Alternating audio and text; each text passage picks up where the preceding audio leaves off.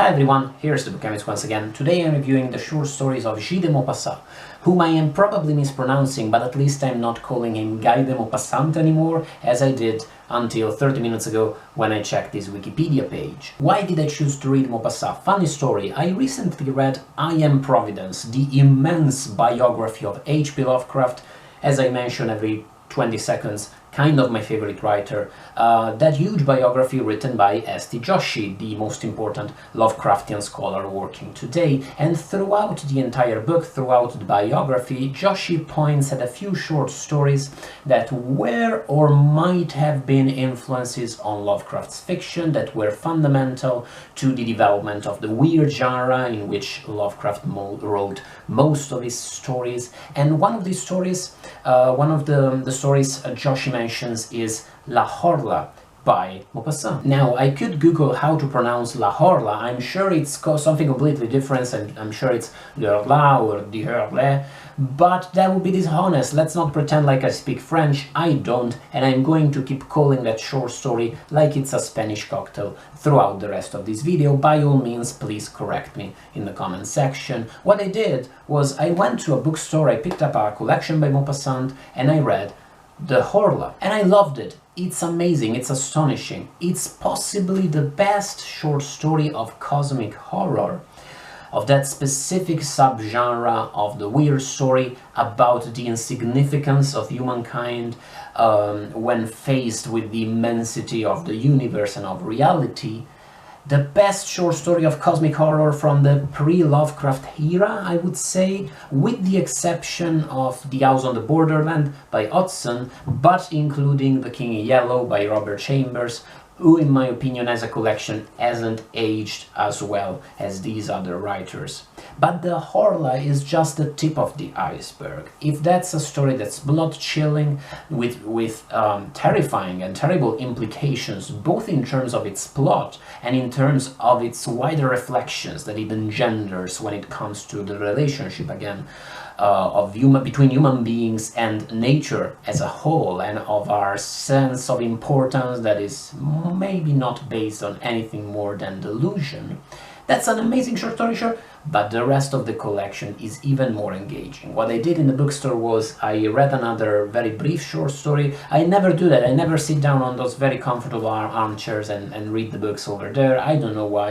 It's a good idea to try books before buying them, because the one time I did, I ended up buying the book and I loved it. I loved all the short stories in here, not all of them equally, but for a very simple reason, which is that Maupassant writes in a variety of styles about an endless array of topics and offers a plethora of different perspectives and approaches. Some of these short stories are really quite heartbreakingly romantic and offer uplifting tales of endless love, whereas others offer a very bleak view on marriage as a suffocating institution that cannot even be escaped, because trying to escape it doesn't bring people any sort of real happiness. Very bleak views of the evolution of society, of the fundamental selfishness of humans, of how all these social constructs that we create, social manners, different types, etiquettes of all sorts, really are just a veneer covering the animals lying underneath. Some of these are really rather sentimental tales of patriotism, of Frenchmen coming together in the face of an enemy, in this case, usually in these stories, the Prussians during the 1870 war between France and Russia. But some other tales actually offer a rather gritty perspective on how, well, even French soldiers at the end of the day maybe weren't necessarily the best of people, and on how the only people suffering from war are the very lowest classes of society, the very poor, the miserable, those who were already suffering before, whereas those who actually caused the war, those who had anything to gain from it, sit comfortably behind the scene, which is an incredibly contemporary concern for a writer who wrote mostly in the 1880s. But again, there's no contradiction between these different perspectives, as there's never any contradiction in the contrasting, conflicting perspectives you find in the best of fiction, just as if these were a novel populated by so many different characters. Each of these different stories offer a different view on the endless mess that is life. Most of these stories are realistic. Many of these stories at least, deal with either Parisian life or life in the French countryside, but there are some fantastic tales. There's a rather terrifying spin on the old Beauty and the Beast, the furniture is alive sort of theme, but the best story in the collection, by and large, is Boule de Suif, which might not be its real name and sounds like a dish that is too light to absorb all the alcohol you got drinking your La Horla. Boule de Suif, the incredible thing about it is that it brings together all the different perspectives I talked about within a single short story. Admittedly, it's by far the longest, at least in my Penguin Classics edition of selection of short stories.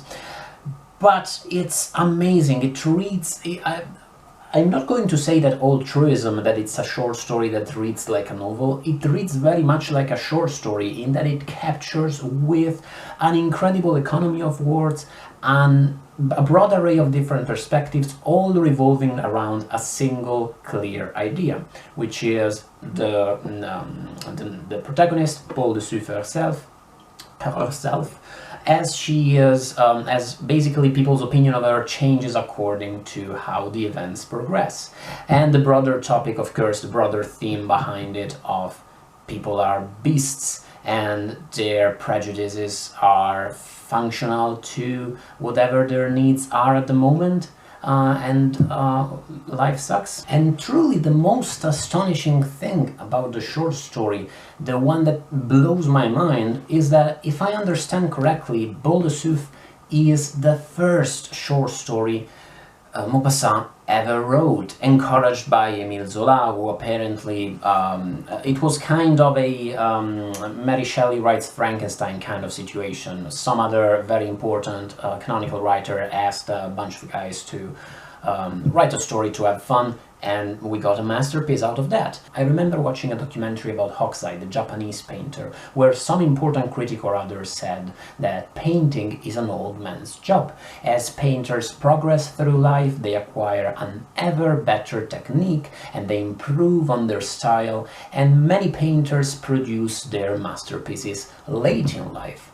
When it comes to, well, music, at least popular music, I would say that the opposite is often the case. It's very common with pop bands, rock bands, that their first album or albums are generally perceived as their best, and it happens very, very rarely that a band's late albums are as well received as the records that made them famous, say. Sparks among pop bands is probably the one big exception to this rule that I can think of, although I'm sure there are many more. But I have never been able to decide whether literature, and fiction in particular, is a young person's job, it's an old person's art form and form of expression. It seems to me that in a strange way, literature lies between these two extremes. Maybe when a writer is still young, she still has to find her style and to refine it, but when they're too old, maybe they've already exhausted everything they have to say.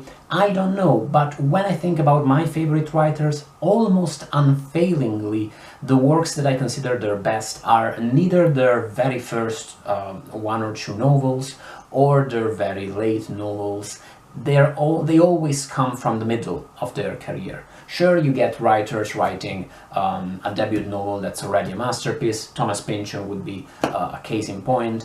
But still, can you think of any writer whose debut novel you consider to be his best work? Because when it comes to the short stories by Maupassant, definitely Boule de Suif is the best story in this collection, and by all means this is just a small selection of his short stories, and I look forward to reading more, for sure. I loved these short stories so much. I should probably also mention that for stories written in the 1880s, they are very, very racy. Occasionally they reach American Pie levels or Boccaccio's Decameron levels of raciness in the way they deal with eroticism and they deal with sex. Which is good, it's refreshing, it's amazing, and it never gets annoying, say, because some of these, again, because of that plethora of different perspectives, some of these stories deal with sex in a juicy way, some of them deal with the tragedy of unrequited love or of looking for, or basically unsatisfied desire. They deal with so many different perspectives on human life that you'll just have to read them and find out yourself. And here we reach the part where the review reveals its uselessness, because I cannot recommend you any good translation. I can recommend you the edition I read, the Penguin Classics edition, edited by my friend really, I cannot pronounce a single word in this review. Sean Miles? Cian Miles? It's probably Sean Miles. Thank you, Sean Miles, for your beautiful translation. And sorry for butchering your name. By all means, if you have a good edition of Maupassant's stories in mind, or if you know of a good translator, let me know in the comment section below. If I get some good feedback to these questions, I'll post a note in the description box to the video. And thank you as always for watching the video. Bye guys.